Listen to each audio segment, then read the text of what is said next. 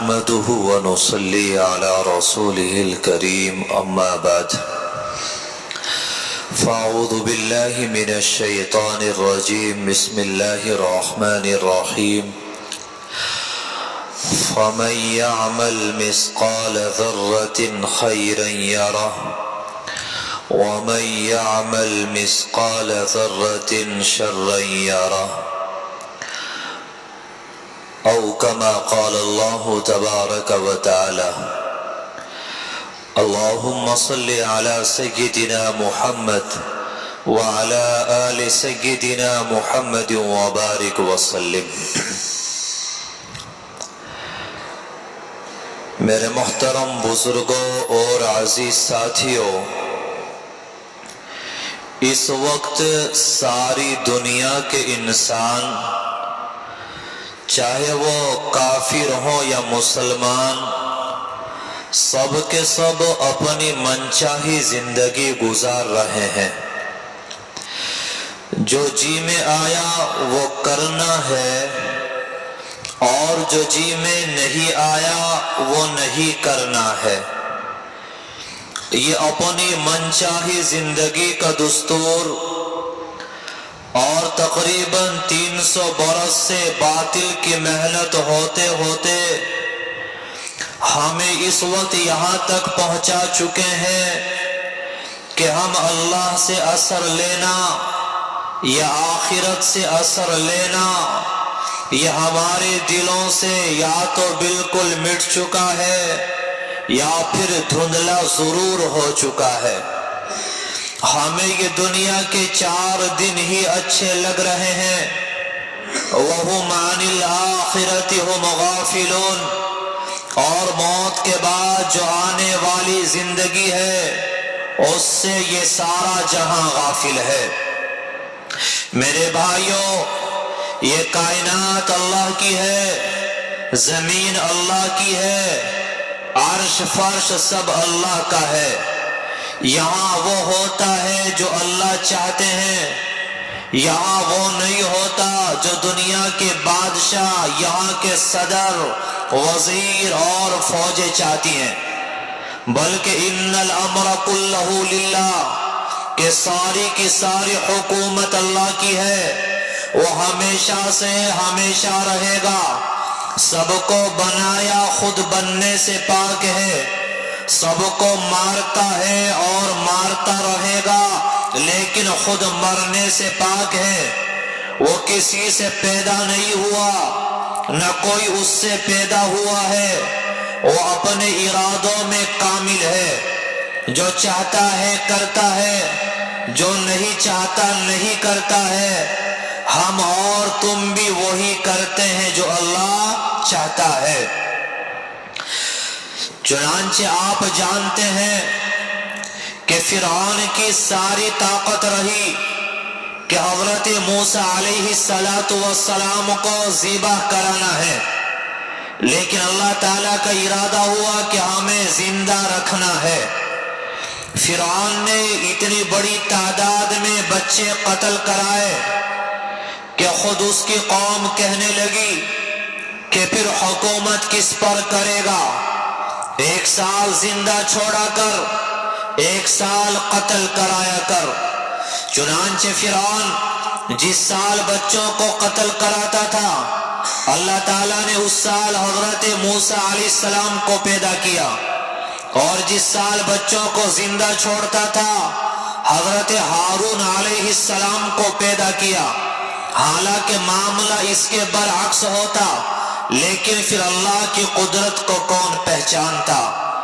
اللہ تعالیٰ نے جب حضرت موسیٰ علیہ السلام کی پیدائش ہو گئی، پھر ایک ایسا نظام چلایا کہ موسیٰ علیہ السلام کی والدہ کو حکم دیا کہ موسیٰ علیہ السلام کو ایک صندوق میں رکھو اور دریائے نیل میں ڈال دو. تب موسیٰ علیہ السلام کی والدہ بڑی غمگین اور پریشان ہے.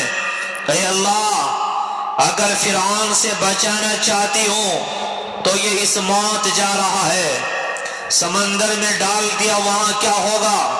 اللہ نے فرمایا فَإِذَا خِفْتِ عَلَيْهِ فَأَلْقِيهِ فِي الْيَمِّ، کہ جب تمہیں ان پر خوف ہو، ڈر ہو، تم ان کو سمندر میں ڈال دو۔ اللہ سمندر میں کیا ہوگا؟ فرمایا یاخذہ عدو لی وعدو اللہ، اس کو فرعون پکڑ لے گا جو میرا بھی دشمن ہے اور اس کا بھی دشمن ہے۔ موسیٰ علیہ السلام کی والدہ کے ذہن میں آیا، اے اللہ فرعون پکڑ لے گا تو یہ بچے گا کیسے؟ اگر فرعون سے بچانا چاہتی ہوں تو یہ تو اسی کی گود میں جا رہا ہے۔ اللہ تعالیٰ نے فرمایا کہ یہ فرعون کی گود میں جائے یا تپتی آگ میں گرے، یہ طوفانی موجوں میں گرے، یہ سمندری موجوں سے لڑکھڑا جائے، تمہارا کام ڈالنا ہے، بچانا تیرے پروردگار کا کام ہے۔ تیرا پروردگار جب کسی کو بچانے پہ آتا ہے تو ہلاک کرنے والی چیزیں وہ حفاظت کا سبب بن جایا کرتی ہیں، اور جب کسی کو ہلاک کرنے پہ آتا ہے تو حفاظت کے اسباب وہ موت کا سبب بن جایا کرتے ہیں۔ تیرا پروردگار جب عزت دینا چاہتا ہے تو ذلت کے اسباب وہ عزت کا سبب بن جایا کرتے ہیں، اور جب کسی کو ذلیل کرنا چاہتا ہے تو عزت کے اسباب میں سے ذلتیں نکلنا شروع ہو جاتی ہیں۔ وہ جب محبتیں لاتا ہے نفرتوں سے محبتیں نکال کر دکھاتا ہے، اور جب نفرتیں لاتا ہے تو محبت کے اسباب وہ نفرت کے سبب بن جایا کرتے ہیں۔ اللہ تعالیٰ نے اپنی قدرت کی پہچان کرائی اور دنیا نے مانا کہ وہ رب جس کو بچانے پہ آتا ہے اس کو کوئی بال بھی بیکا نہیں کر سکتا۔ حضرت ابراہیم علیہ السلام کے بارے میں نمرود نے پوری طاقت لگائی، آگ کو روشن کرایا گیا اور آگ اتنی تیزی کے ساتھ بھڑکائی گئی کہ اگر کوئی پرندہ اڑ کر گزرنا چاہے نہیں گزر سکتا تھا، آگ میں نیچے گر جاتا تھا۔ آگ جل رہی ہے، آگ روشن ہے، اب کیا ہو اور آگ میں ان کو کیسے ڈالا جائے؟ کوئی آگ کے قریب نہیں جا سکتا۔ شیطان آیا اور غلیل کی طرح کا ایک ہتھیار ان کو بنانا سکھایا اور بتایا کہ اس کے ذریعے آپ ان کو آگ کے حوالے کر دیں۔ اب ابراہیم علیہ السلام کو آگ میں ڈالنے کی تیاری کی جا رہی ہے۔ ایک طرف جبریل امین علیہ السلام ہے، ایک طرف بارش کا فرشتہ ہے۔ بارش کا فرشتہ انتظار میں ہے کہ ابراہیم علیہ السلام مجھے کوئی حکم دے، میں اپنی کارروائی کروں۔ جبرائیل علیہ السلام انتظار میں ہے کہ مجھے کچھ کہا جائے، میں اپنی کارروائی کروں، لیکن ابراہیم علیہ السلام ہے، اللہ پر نظر لگائے ہیں۔ آپ کو آگ میں ڈالا جانے لگا اور فرشتہ، بارش کا فرشتہ آنکھوں سے اوجھل ہو گیا، جبرائیل آنکھوں سے اوجھل ہو گئے۔ اللہ پر ایمان اور یقین ہے، آپ کو آگ میں ڈالا جانے لگا تو اللہ تعالیٰ نے براہ راست آگ کو حکم دیا، یا نار کونی بردا وسلاما علی ابراہیم، اے آگ ابراہیم علیہ السلام پر سلامتی کے ساتھ ٹھنڈی ہو جا۔ چنانچہ آگ نے ابراہیم علیہ السلام کو اس طرح اپنے دامن میں لے لیا جیسا کہ ماں اپنے لاڈلے بیٹے کو گود میں لے لیتی ہے۔ یہ سارا منظر نمرود نے دیکھا۔ نمرود کہنے لگا، نعم الرب ربک یا ابراہیم، اے ابراہیم تیرے رب کے کیا کہنے، تیرے پروردگار کے کیا کہنے۔ یہ واقعات بتانے کا مقصد یہ ہے کہ اس کائنات کے اندر جو شکل ہے اور جو صورت ہے اور جو نقشہ ہے اس کو اللہ نے بنایا، وہ اللہ کے قبضے میں ہے، اللہ کی چاہت سے استعمال ہوتی ہے۔ اللہ جو ہواؤں کو حکم دے گا ہوا وہی کرے گی، آسمان کو جو حکم دیا جائے گا آسمان وہی کرے گا، زمین کو جو حکم دیا جائے گا زمین وہی کام کرے گی۔ یہاں ہر چیز اللہ کے قبضے میں ہے، اللہ کی چاہت سے استعمال ہوتی ہے، لیکن یاد رکھنا کہ اللہ تعالیٰ نے ہمارے حالات کو وہ ہمارے اعمال کے ساتھ جوڑا ہوا ہے۔ جب انسان کے اعمال خراب ہوتے ہیں، انسان کے اعمال بگڑ جاتے ہیں، اچھائی اور برائی کا امتیاز ختم ہو جاتا ہے، انسان گناہوں کا دل دادا ہو جاتا ہے،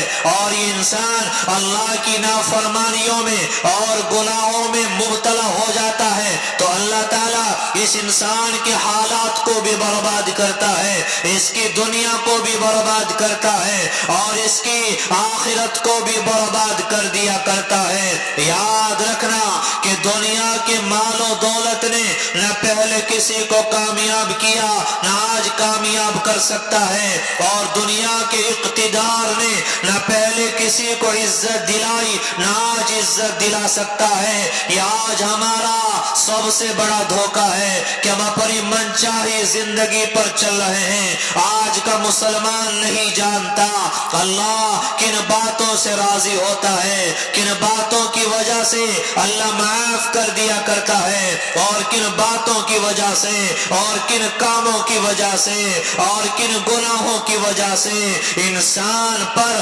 اللہ کی پکڑ آیا کرتی ہے۔ آج ان تمام چیزوں کو بھول کر ہم لوگ زندگی گزار رہے ہیں، اللہ کو بھول چکے ہیں، اللہ کے احکامات کو بھول چکے ہیں، مرنے کو بھول چکے ہیں، قبر کا تصور مٹ گیا، حشر کا خیال وہ ہمارے دل و دماغ سے نکل چکا ہے۔ یہ ہمارا سب سے بڑا دھوکہ ہے کہ ہم اپنی منچاہی زندگی گزار رہے ہیں۔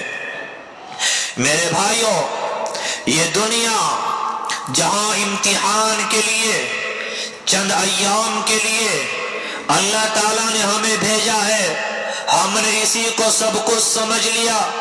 قرآن میں جگہ جگہ اللہ نے اس دنیا کی بے ثباتی کو بیان کیا ہے، جگہ جگہ بیان کیا ہے دنیا فانی ہے، اس سے دل لگانے والا فانی ہے، یہ دنیا بھی مرے گی، اس پر مرنے والے بھی مریں گے، اور سب کچھ فانی ہے۔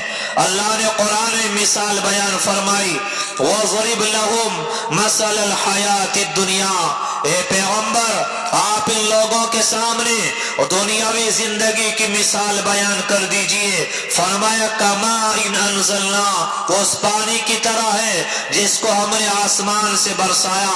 آپ نے دیکھا آسمان سے پانی برستا ہے، فَاخْتَلَطَ بِهِ نَبَاتُ الْأَرْضِ، تو پیداوار اگتی ہے، کھیت اور کھلیان وہ لہلانے لگتے ہیں، ہر طرف ہری بھری کھیتی نظر آتی ہے۔ فَأَصْبَحَ حَشِيمًا تَذْرُوهُ الرِّيَاحُ، کچھ دنوں کے بعد کھیتی کو کاٹ لیا جاتا ہے، اور وہ کھیتی جو ہری بھری نظر آ رہی تھی وہ بھوسے کی شکل میں ہمیں اڑتی ہوئی نظر آتی ہے۔ اللہ نے فرمایا المال والبنون زینت الحیات الدنیا، کہ تمہارا یہ مال اور تمہاری یہ اولاد یہ دنیاوی زندگی کی زینت کا سامان ہے، اور ہم جانتے ہیں کہ اولاد یہ تو آج دنیا میں کام نہیں آتی، یہ آخرت میں کہاں کام آ سکتی ہے۔ اور رہا مال و دولت، یہ بھی انسان کی دنیا میں ہر جگہ پر کام نہیں آتا۔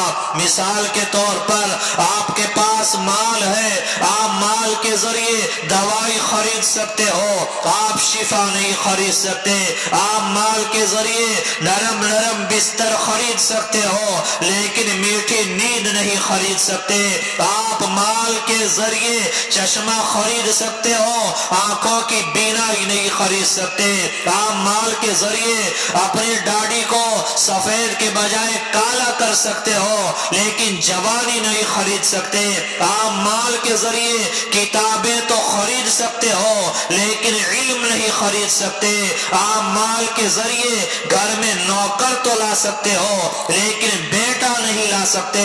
معلوم ہوا کہ یہ مال یہ دنیا میں ہر جگہ کام نہیں آتا، اور اولاد کی بے وفائیاں، اولاد کی طرف سے ماں باپ کی نافرمانیاں، یہ تو آج ہم سب لوگ اپنی آنکھوں سے دیکھ رہے ہیں کہ اولاد کا وہ سلوک والدین کے ساتھ کیسا ہے۔ اس کی اصل وجہ کیا ہے؟ اصل وجہ یہ ہے کہ آخرت کا خوف وہ ہمارے دلوں سے نکلا، اللہ کی عظمت ہمارے دلوں سے نکل گئی، مرنے کو ہم بھول گئے تو اولاد بھی بھول گئی۔ ہم نے اللہ کی نافرمانی کی، اللہ نے اولاد کو ہمارا نافرمان بنا دیا۔ آج ہمیں مرنے کے بعد کی نہ اپنی فکر ہے نہ اولاد کی کوئی فکر ہے۔ بخاری شریف کی روایت میں آتا ہے کہ ایک مرتبہ حضور اکرم صلی اللہ علیہ وسلم فجر کی نماز کے بعد حضرت فاطمہ رضی اللہ تعالی عنہا کے یہاں تشریف لے گئے۔ چنانچہ روایت میں آتا ہے اللہ کے نبی صلی اللہ علیہ وسلم تشریف فرما ہے، آپ کے پاس میں آپ کی لاڈلی بیٹی حضرت فاطمہ تشریف فرما ہے۔ آپس میں بات چیت شروع ہوتی ہے اور بات ہوتے ہوتے جنت کا تذکر آتا ہے، اس کے بعد جہنم کا ذکر آتا ہے۔ نبی علیہ السلام نے جہنم کے عذابوں کا ذکر کیا۔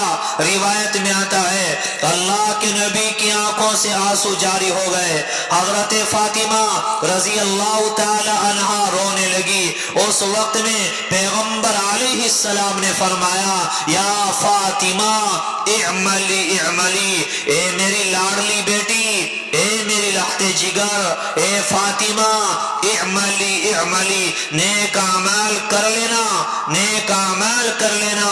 انقذی نفسک من النار، اپنے آپ کو جہنم کی آگ سے بچا لینا۔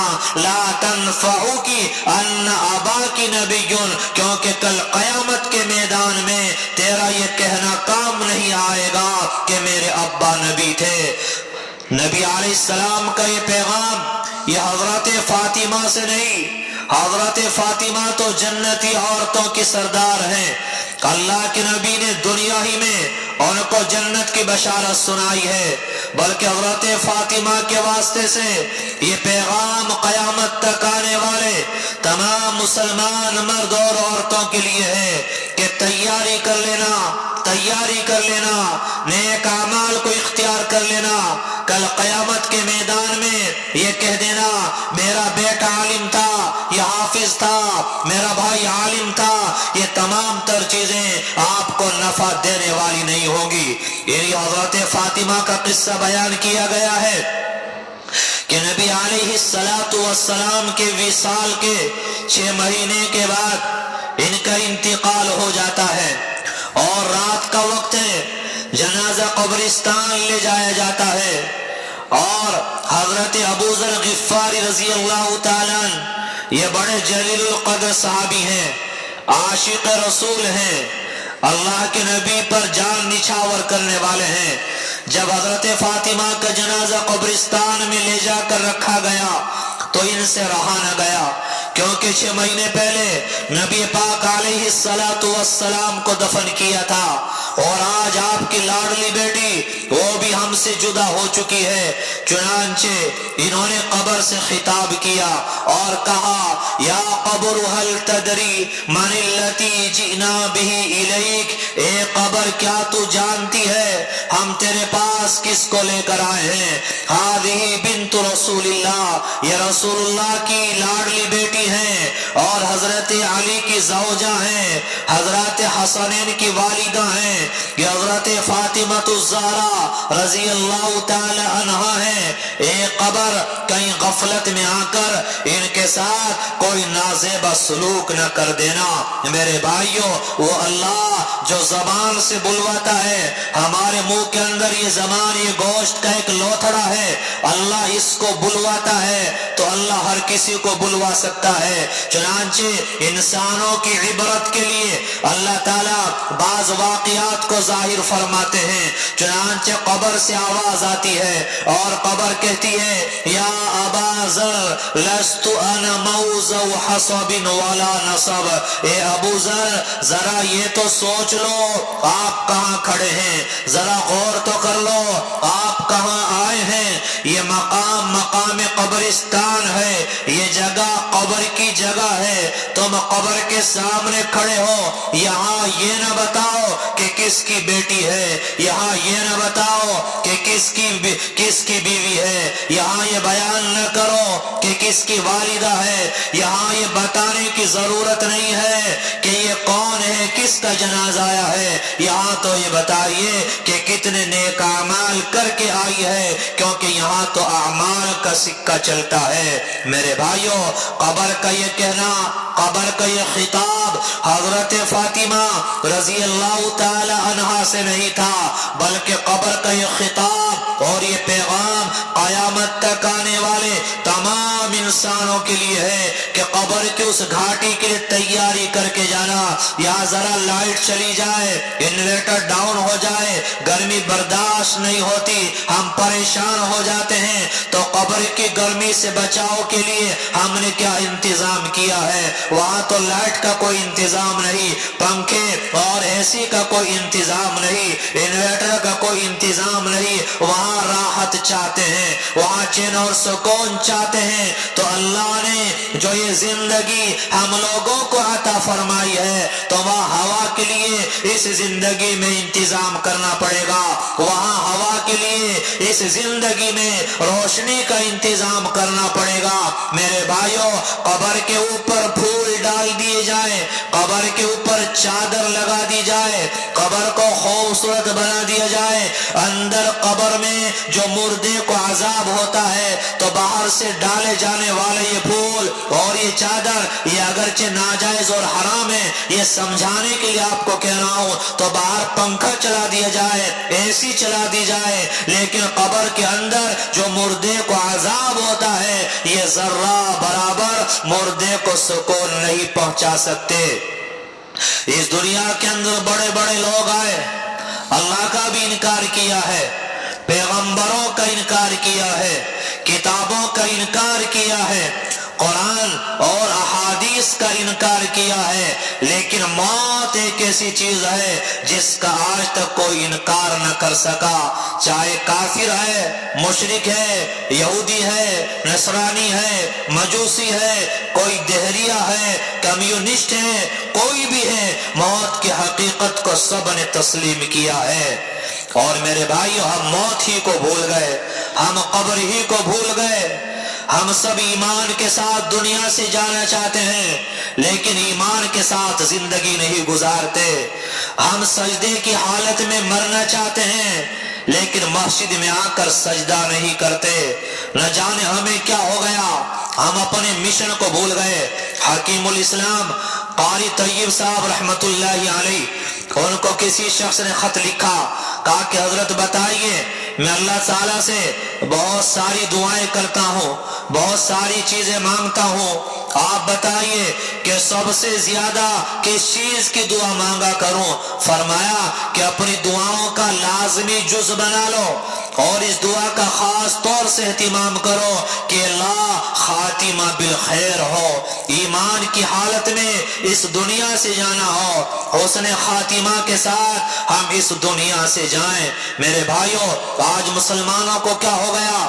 آج مسلمانوں کے خلاف یہ سازشیں، یہ پلاننگیں، کہیں ان کو ڈرایا جا رہا ہے، کہیں لالچ دیا جا رہا ہے، کہیں ان کو بہکایا جا رہا ہے، کہیں میڈیا کے ذریعے ان کے ذہنوں کو خراب کیا جا رہا ہے، اور ایمان جیسی جو قیمتی دولت ہے اس پر ڈاکہ ڈالنے کی کوششیں کی جا رہی ہیں۔ میں نے شروع میں موسیٰ علیہ السلام کا واقعہ سنایا، ابراہیم علیہ السلام کا واقعہ سنایا، اور انہوں نے ایمان کی دعوت دی، آگ میں جانا منظور کیا۔ موسیٰ علیہ السلام نے جلا وطنی کو منظور کیا۔ یاد رکھنا، ایمان سے بڑی دولت ہمارے پاس کوئی اور نہیں ہے۔ اگر ہم اس ایمان کو بچا کر دنیا سے چلے گئے تو ہم دنیا میں بھی کامیاب ہیں، اور آخرت کی جو لامحدود زندگی ہے ہم اس میں بھی کامیاب ہیں۔ ذرا حالات کا جائزہ لیں۔